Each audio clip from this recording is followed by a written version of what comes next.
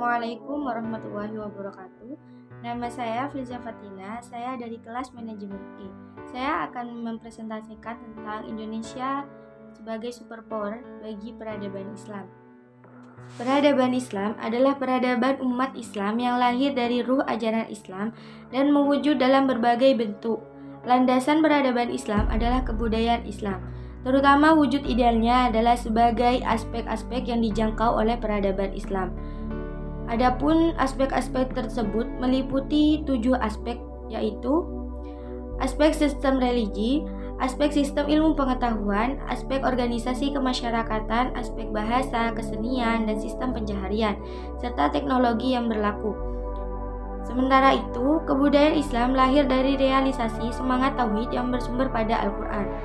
Jadi, peradaban Islam tidak lain dari hasil manifestasi nilai-nilai Al-Quran dalam seluruh bidang kehidupan umat Islam. Kedatangan Islam di Nusantara membawa aspek-aspek peradaban dalam dimensi yang sangat luas, termasuk sistem politik, ekonomi, budaya, bahasa, dan aksara.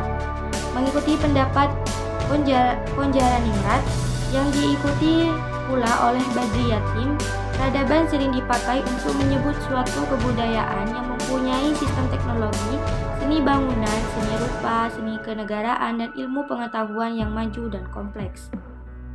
Islam masuk ke Indonesia, salah satu caranya yaitu melalui jalur perdagangan. Sudah cukup jelas bahwa perdagangan internasional merupakan faktor yang sangat penting. Kemungkinan besar para pedagang Muslim dari berbagai negara telah berada di wilayah maritim Asia Tenggara sejak awal periode Islam. Sumber-sumber paling awal yang melaporkan bahwa sejumlah penduduk Indonesia telah menganut agama Islam sejak awal abad ke-13. Sementara itu, batu-batu nisan yang mengindikasikan keberadaan sebuah kerajaan Muslim di Sumatera Utara pada tahun 1211. Mungkin kerajaan-kerajaan ini mengadopsi bahwa akan mendapatkan keuntungan dari masuknya agama ini, apalagi dalam jalur perdagangan, karena para pedagang asing mayoritas penduduknya beragama Islam.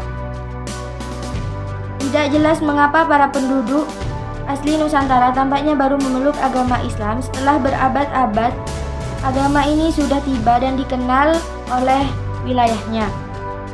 Baru dari abad ke-15 dan selanjutnya, kerajaan-kerajaan dan kesultanan-kesultanan Islam menjadi kekuatan politik yang dominan di kepulauan ini, meskipun mereka kemudian dikalahkan oleh para pedagang baru di Eropa atau dari Portugis dan Belanda pada abad ke-16 dan abad ke-17. Peran Indonesia dalam organisasi keislaman yaitu dalam organisasi OKI atau Organisasi Kerjasama Islam. Peran Indonesia yaitu 1. Hari dalam KTT di Rabat.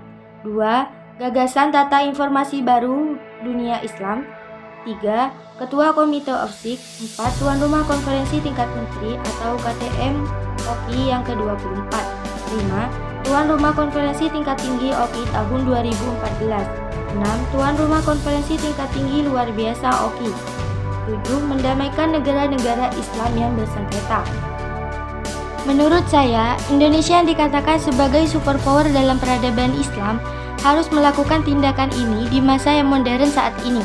Yang pertama adalah mempertahankan Islam sebagai agama yang kuat dengan cara yaitu menguatkan iman kita masing-masing.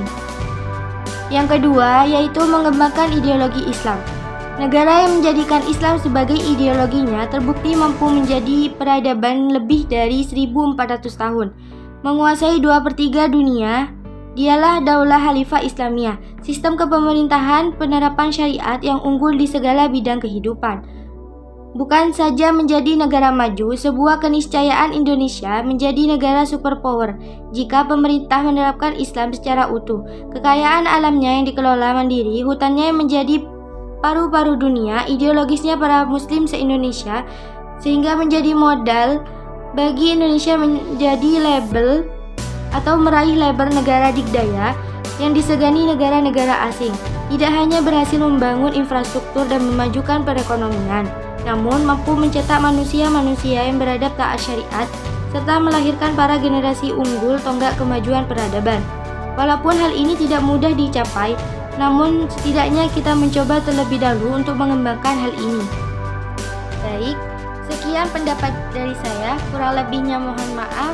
Wassalamualaikum warahmatullahi wabarakatuh.